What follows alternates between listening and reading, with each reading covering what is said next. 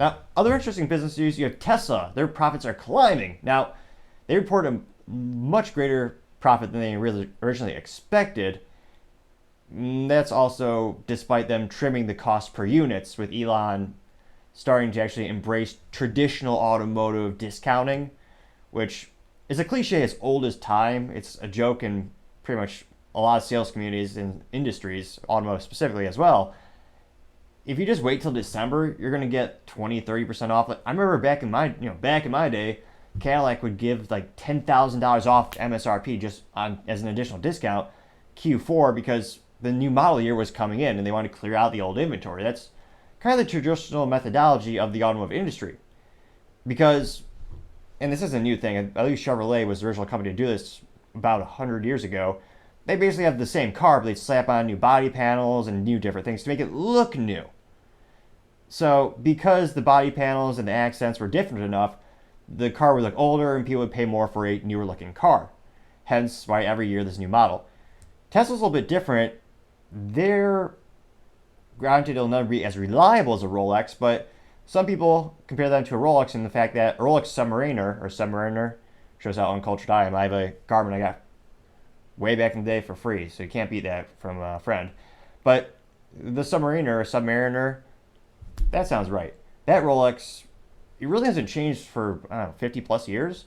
They look about the same because the changes, if any, are very, very subtle.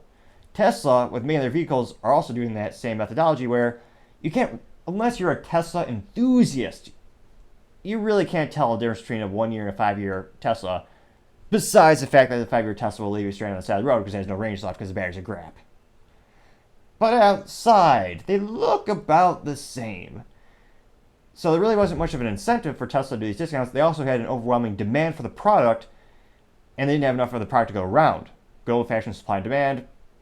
It's just a mini lesson right there. I know they don't teach much in schools these days. It's a little mini lesson. Now, Tesla actually specifically reporting adjusted earnings of $3.1 billion, which equated to about 91 cents per share. Publicly traded companies, that's usually one of the top metrics that they look for is the profits and the revenue per share.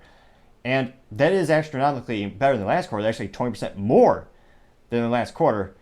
And it'll be interesting to see, they actually beat the finance nerds. The finance analysts, they actually thought they were only going to get 82 cents per share. So beating Wall Street, of course, if you're publicly traded, one of the most important things you need to be doing, in addition to all the other things, including servicing and doing the best things for your clients and your customers.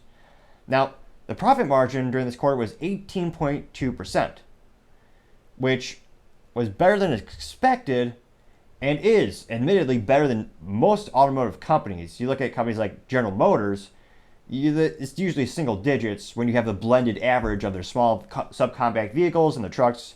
You look at the fleet average, or the average of all the vehicles, it's not that great because some might compare that. Some might, I would never compare them to McDonald's, where they just put out a massive volume regardless of quality. They also killed the stick shift and the Corvette, which some enthusiasts would never forgive them. Yeah, including myself. That's ridiculous. Why would you get rid of 3 pedals? The best thing for a true sports vehicle. I digress.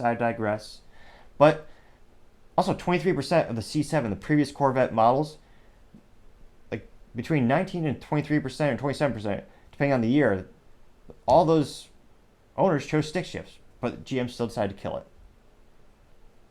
The opposite, I could write a book on the business blunders of them. However, back to Tesla, they had an 18.2% profit margin, so that was pretty good for the industry. That is exceptionally good for the automotive industry. However, it's going down precipitously from what it used to be when Tesla was in its heyday. I mean, a year ago, their margin was about 25%, which it might not sound crazy big in terms of 18.2 compared to 25, but when you're talking about billion-dollar companies, that's astronomical. And it'll be interesting to see, does Elon pull back on some of these incentives as they try to roll out new vehicles and get the Cybertruck finally hit the market, given the provenance of the people given the Tesla fan club and the uniqueness of the design, I wouldn't think they would need to discount that truck, especially because a lot of competition, they're not EVs from the ground up. Like the Ford F-150, the very first Ford EV F-150 Lightning, they basically just slapped electric crap into a Ford F-150 truck. It wasn't an EV from the ground up.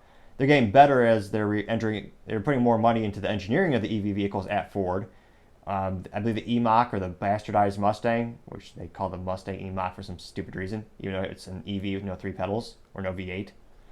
But I digress. I know the regular Mustang has a V6 and 9.4, but those were built from the ground up. The truck at Ford was more of an afterthought in terms of the engineering. It wasn't ground up as an EV. Now, you do have Rivian, which is perhaps the industry leader for EV trucks.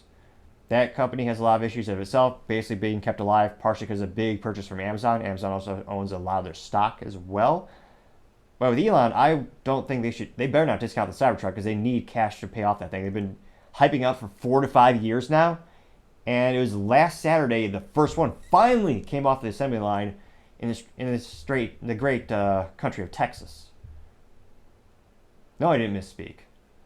One of the best things about Texas, it was a nice meme. Before your state was a state, it was just land. Before Texas was a state, it was a country. They say many things about Texas. It is pretty awesome, not gonna lie. Now, it looks like for the first quarter, Tesla, their profit was 19.3%. So they're actually going down this year. So Q1, they had 19.3% profit. Now they're at 18.2%.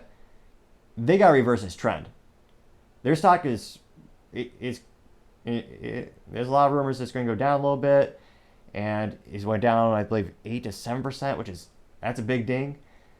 But I think a lot of people are just uncertain. How big of a success will the Cybertruck be? They had a lot of pre-orders, but again, I believe it was $100 like deposit or something like that. There's a big difference between throwing down $100 to reserve something versus paying, I don't know what this is going to cost, 150, maybe not. Who knows? I'm still trying to find the actual solid numbers of how much that Cybertruck will cost, but that's going to be pretty revolutionary that they could evolve their fleet from just sedans, little SUVs. They can go to the truck. If they can really go after the truck market, which is the most difficult one to go after in terms of consumer adaptation rates and adoption rates, that'll be interesting to see. Could that really increase the value of Tesla over time? That will be one of their biggest challenges. Thank you everyone for taking the time to tune in today. Also, we're trying to get to 3,000 subscribers by the end of this month, so if you could click that subscribe button, would really appreciate it. Also, don't forget to like and comment. Those things greatly help the video get shared to more and more people. Also, don't forget to tell your family, tell your friends, tell your coworkers, heck, tell your enemies, tell anyone and everyone. Just stay safe and fight the good fight.